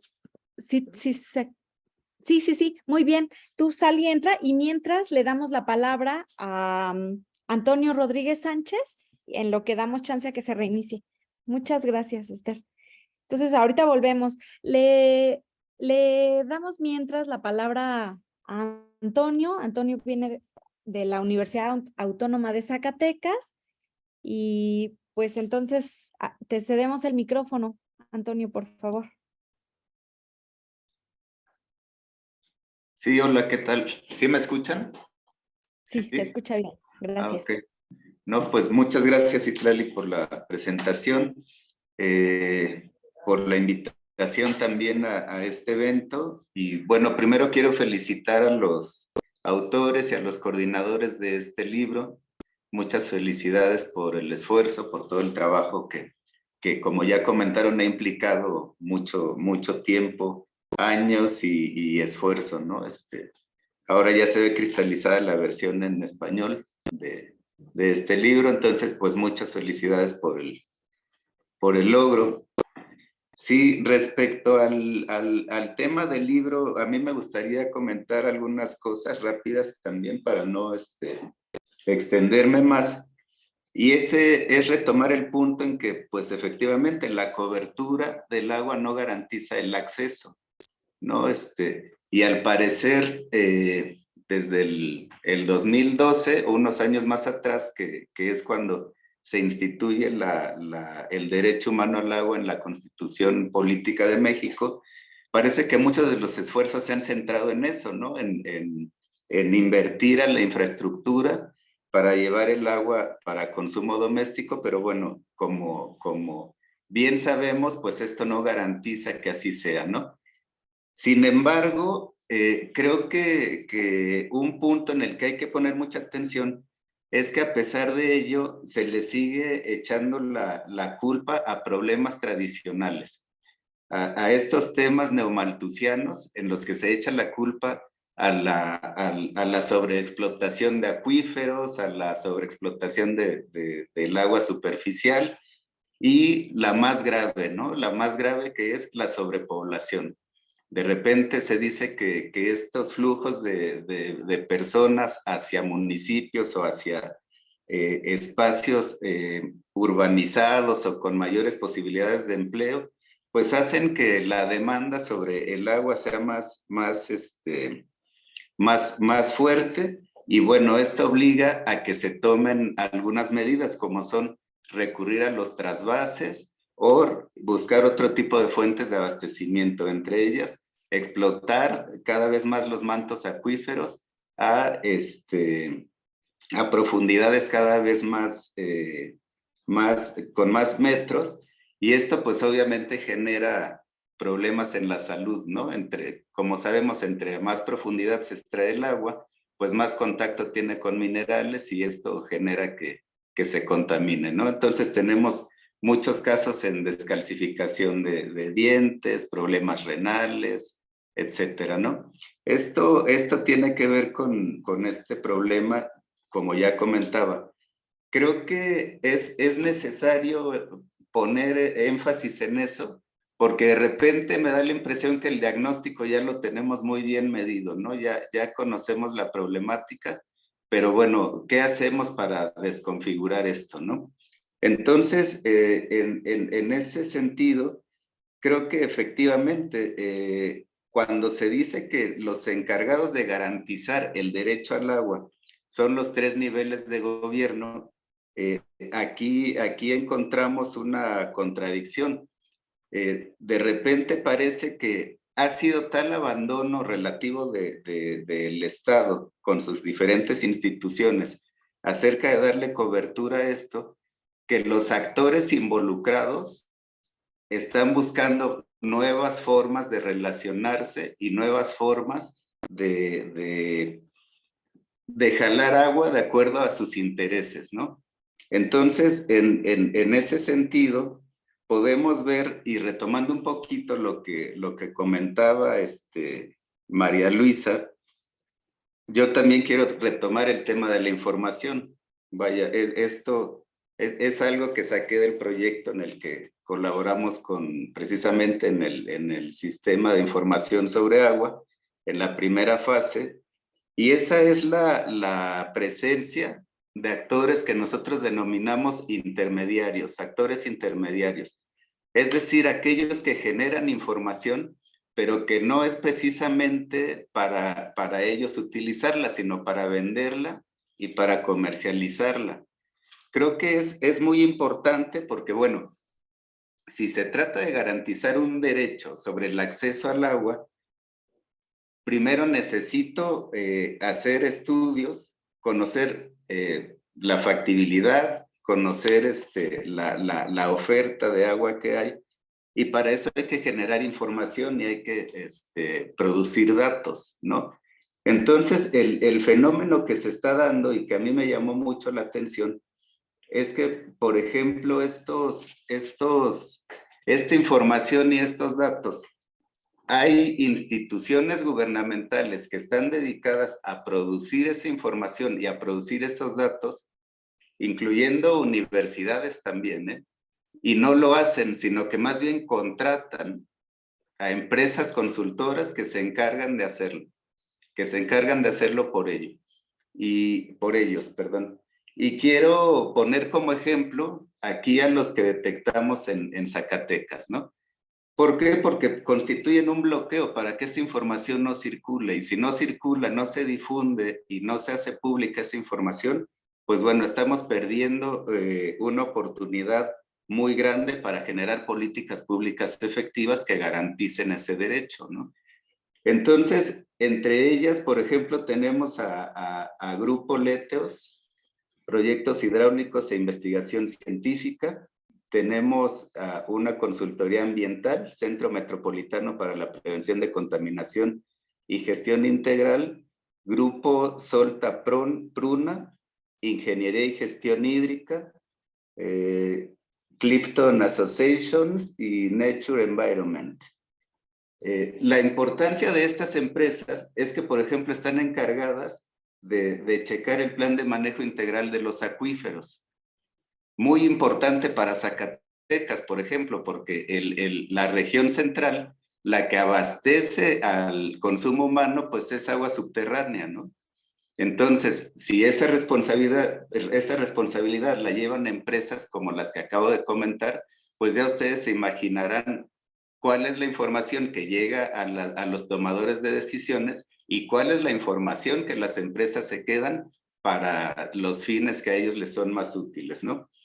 Entonces, también se encargan, por ejemplo, del proyecto ejecutivo para la rehabilitación de las líneas de conducción de agua potable, ¿no? Relacionado con lo que comentábamos, cobertura no es igual a acceso, ¿no?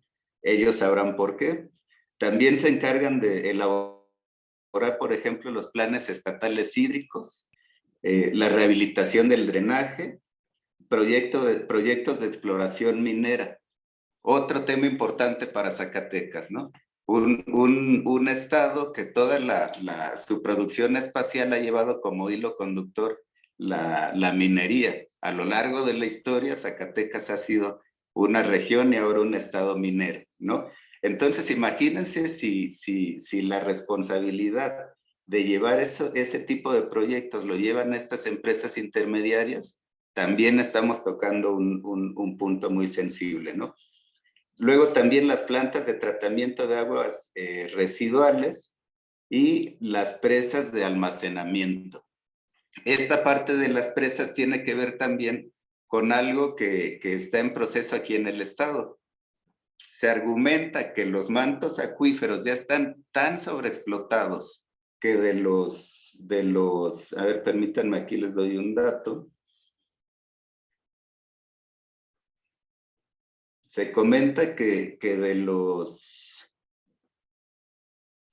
de los mantos acuíferos que tiene el estado, la mayoría ya está sobreexplotado, ¿no? Entonces, hay que traer agua de otro tipo de fuentes, de otro tipo de fuentes.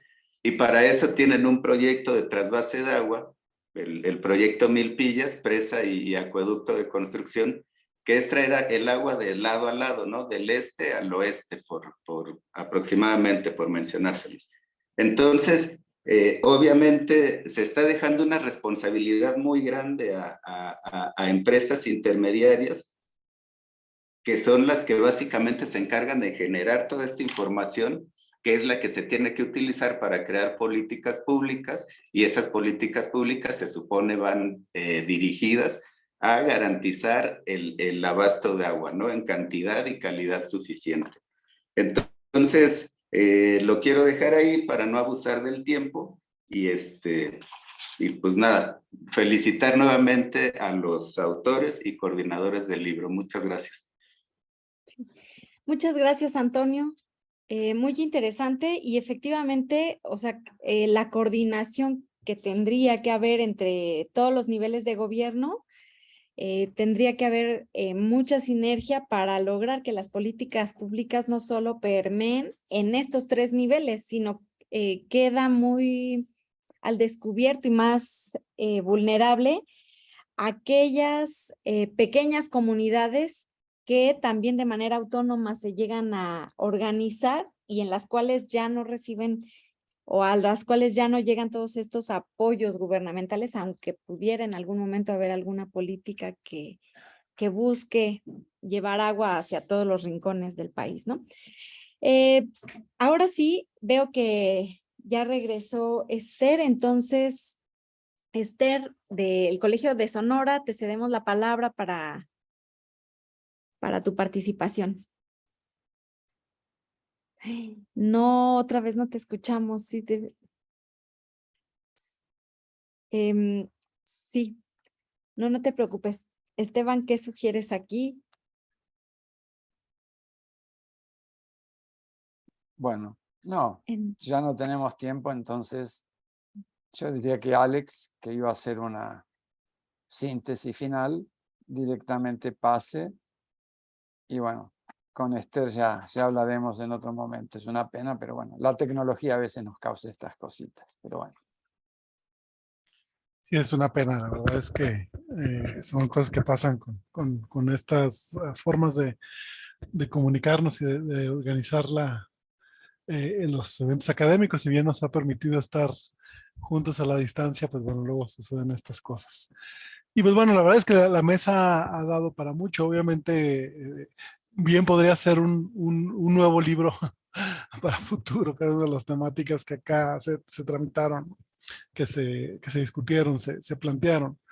La verdad es que en toda América Latina, no solo en México, pues tenemos este reto de consolidar precisamente esta visión del derecho al agua, ¿no? Tanto como derecho humano como obviamente en todas sus vertientes en términos de todos los usos y todas las dimensiones que precisamente tenemos como sociedades, no solamente a título individual, para disfrutar, para acceder al agua en todas sus manifestaciones, ¿no? Y básicamente, como hemos dicho, pues conseguirlo a través no solo de las políticas públicas, que es uno de los medios, y obviamente al Estado le corresponde una primerísima responsabilidad, pero no solamente desde esta visión, pues, como se ha discutido aquí, tradicional, el enfoque solamente, pues, que ha dominado en nuestros países, particularmente en México, ha sido muy claro, pues, primero, obviamente, con una visión meramente, pues, de infraestructura, ¿no? Y de obviamente, después le sucedió una visión meramente financiera. Hemos estado luchando desde la red también por una visión donde la integración de la participación social, ¿no? Democrática principalmente, sea la que sea los medios principales para hacer realidad todos estos retos que se han planteado, ¿no? Principalmente a veces los discursos gubernamentales y de ciertos actores que dominan pues el debate público han hecho, pues bueno, como se ha dicho aquí, insisto, promoción o defensa de medios que si bien el discurso suena, ¿no? Bien, ¿no? Y también se pueden envolver dentro de la discusión o del debate en torno a los propios derechos y al acceso universal al agua, la verdad es que suelen ser excluyentes en términos sociales y suelen ser también muy, que hacen mucho daño pues al medio ambiente principalmente. Entonces hemos estado conscientes de que no solo con la participación, sino con un compromiso efectivamente con que ese acceso al agua sea de forma equilibrada, equitativa y principalmente con la participación de todas y todos, ¿no? Y de todos los grupos, sobre todo con las comunidades y con los propios usuarios, y que en ese sentido su participación no es solo en tanto usuarios, sino básicamente detentores de derechos, en este caso como son uno que es básico, que es la vida, ¿no? Y como particularmente el agua es eso, es vida, pues bueno, es naturalmente lo que hemos estado defendiendo desde estas visiones, ¿no? Y es un reto que tenemos a todas las escalas, ¿no? A nivel nacional, en México me refiero, obviamente regional y en cada una de las localidades en las que nos encontramos, en las ciudades o en las comunidades, ya sean rurales o urbanas más pequeñas que en las grandes ciudades que la mayoría de nosotros vivimos. Y en ese sentido, pues la red tiene ese compromiso y cada uno de nosotros, tanto los que participamos en este libro como los que participamos en la red, pues estamos comprometidos con estas soluciones pues más abiertas y con un compromiso social y ambiental decidido y abierto, ¿no? Y con un proyecto, y más bien apegados a un proyecto político democrático participativo, ¿no? Que es el que queremos consolidar.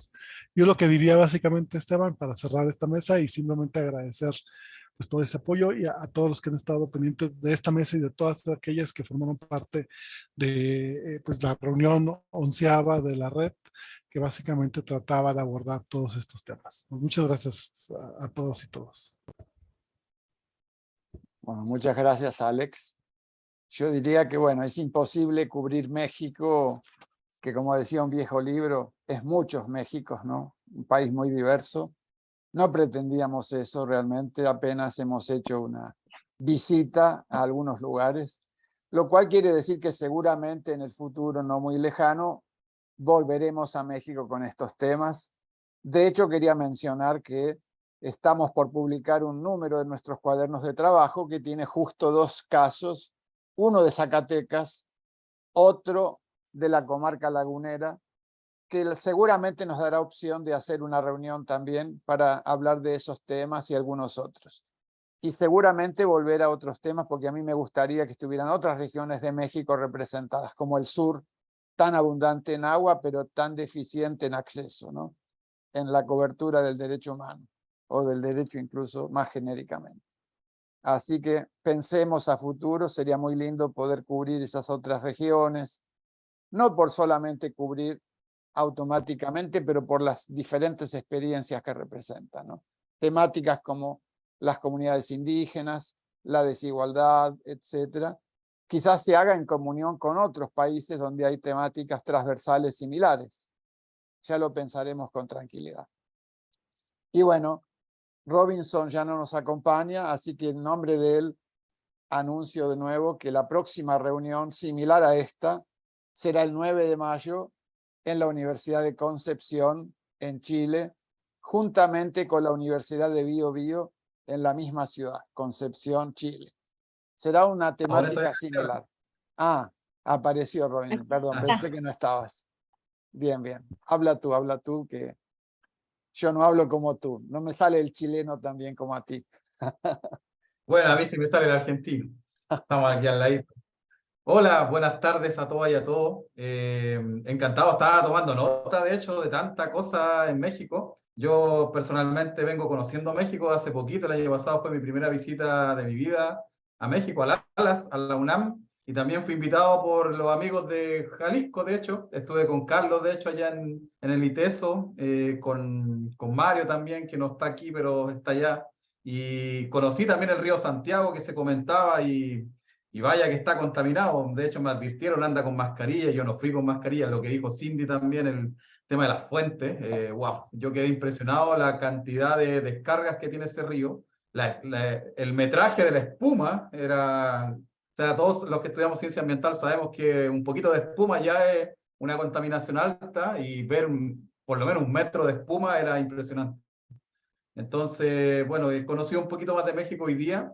Y le agradezco los datos, por ejemplo, lo que dijo, disculpe, pero tomé nota y creo que aquí temas transversales, lo que dijo la profesora Torregosa, el tema del crimen organizado en las gerencias de empresas de agua, eso me parece espeluznante. Eso ya estamos a otro nivel de crimen. Todo el tema transversal que se terminó hablando ahora, el tema de la información, en todo nivel, lo que hablaba Antonio, por ejemplo, las consultoras. En un país tan neoliberal como Chile, eso es la normalidad acá. Yo no conozco otro sistema, de hecho el Estado externaliza todo acá. Allá ustedes tienen un sistema público que vengo conociendo yo también, pero acá eso es lo normal, acá todo se externaliza. El Estado, no solamente las universidades externalizan, sino que el Estado le externaliza a todas las empresas, y creo que ahí hay un tema transversal de quién presta el servicio, para qué usan la información, etcétera.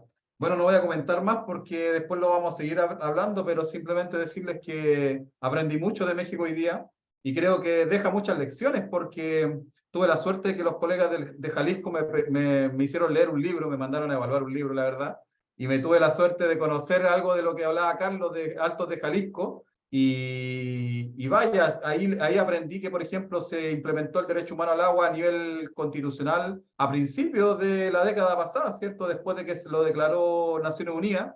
Y bueno, les quiero decirle que Chile lo acaba de declarar al principio de esta década. Una década atrasado llegamos. Somos un país demasiado neoliberal y creo que recién firmó. De hecho, el presidente Boric acaba de firmar el año pasado, después de más o menos 7 años de discusión, una reforma al Código de Agua, donde se introdujo recién el derecho humano al agua, en el artículo 5, digamos, del Código, el año 2022. Es decir, llevamos 1 año con derecho humano al agua en Chile. De hecho, en marzo del año pasado, recién 1 año.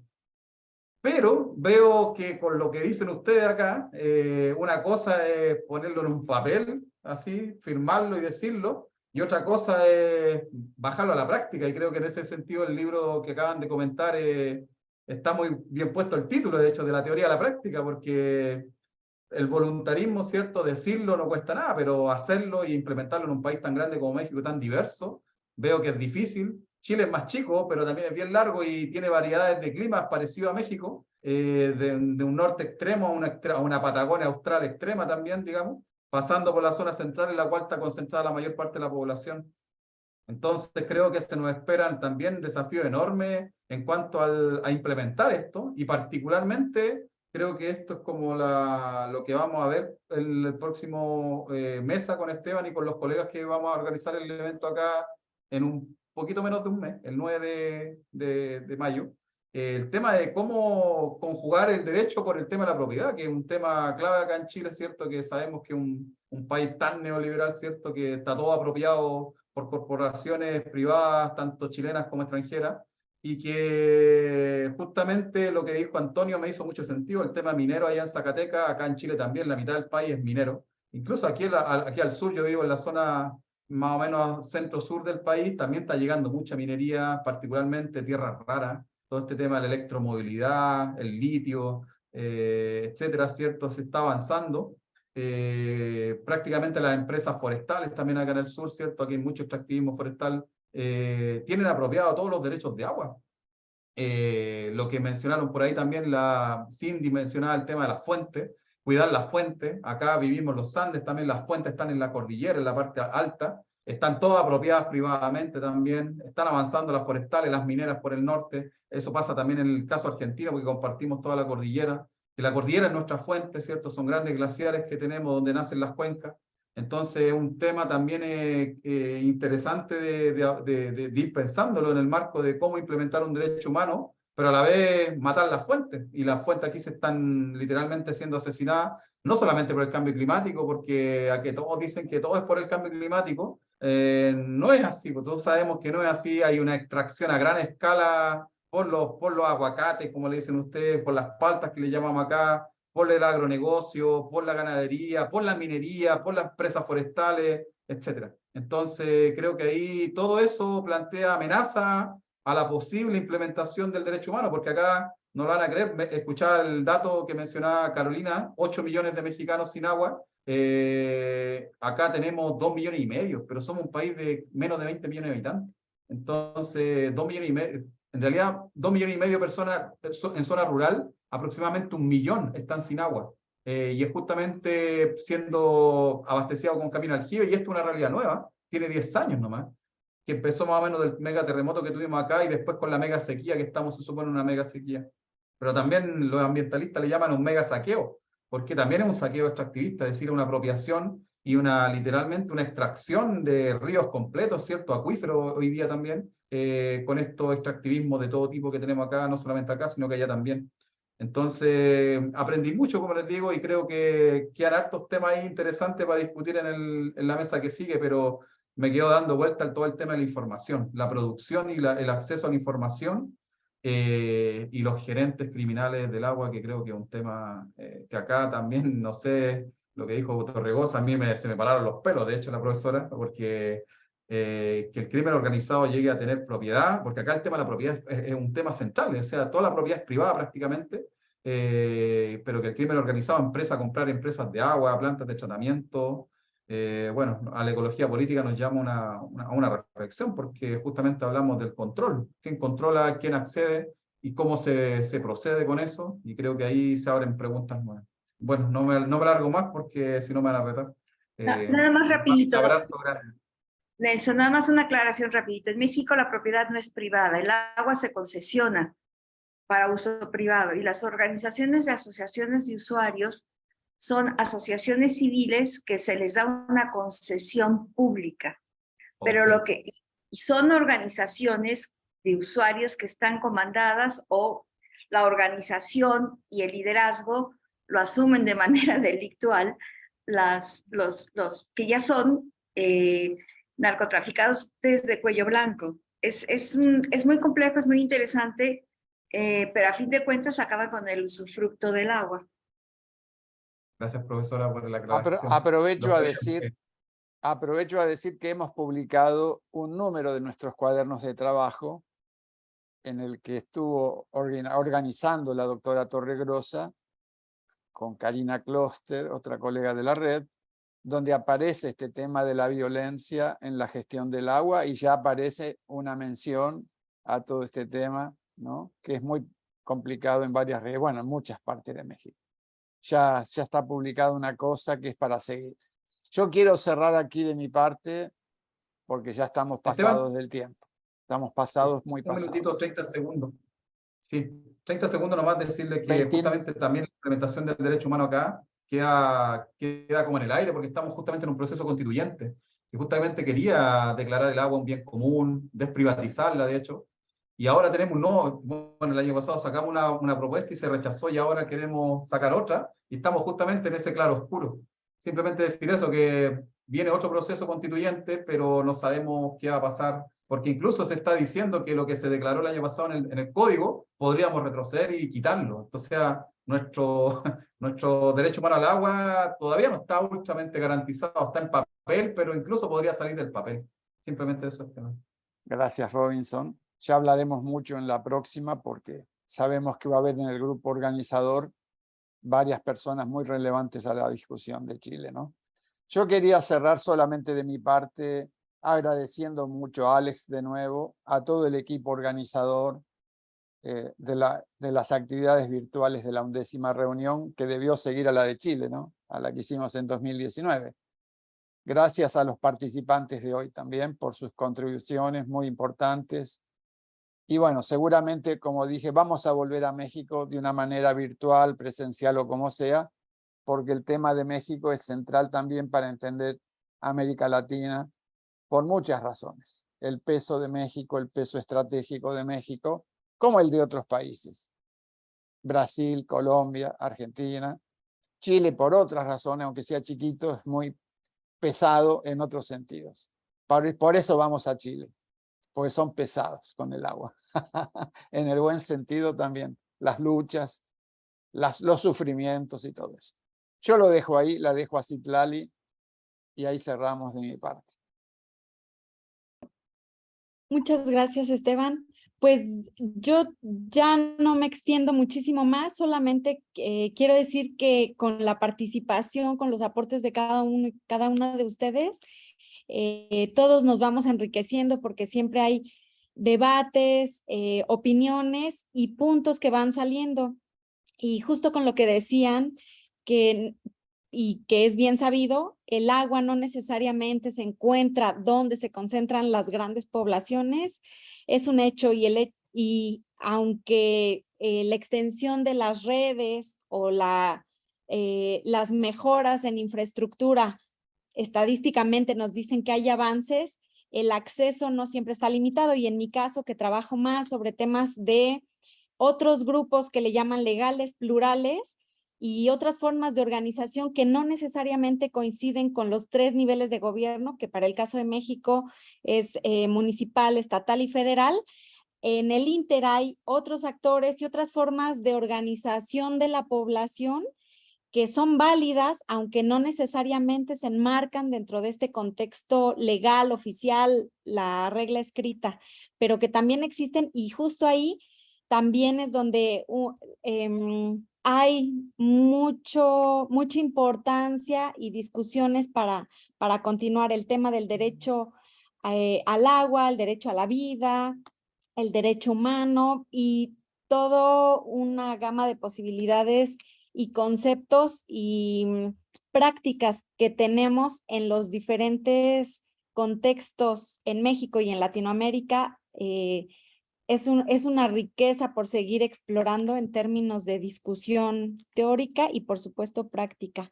Así que les agradezco mucho, me enriquece mucho poder seguir formando parte de esta red, estar en las discusiones, siempre aprendo mucho de todos ustedes y también junto con todo el equipo de trabajo y el equipo que formamos parte de esta 11ª reunión que se esperaba que tuviera presencia física en León, Guanajuato, y que bueno, se llevó a cabo de manera virtual a lo largo de todo este periodo de pandemia, pues también doy el agradecimiento a todas y todos ustedes y bueno, deseo podernos ver en otros contextos, en otros momentos y en otras reuniones. Y muchas gracias por haber participado en esta mesa de discusión del derecho al agua como política pública en México.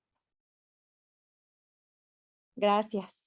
Muchas gracias, Gracias. Hasta luego. Hasta Luego, pronto. Hasta luego, saludos a todos. Luego. Todas. Saludos, bonita tarde. Chao. Bye. Buenas tardes. Hasta luego. Hasta luego.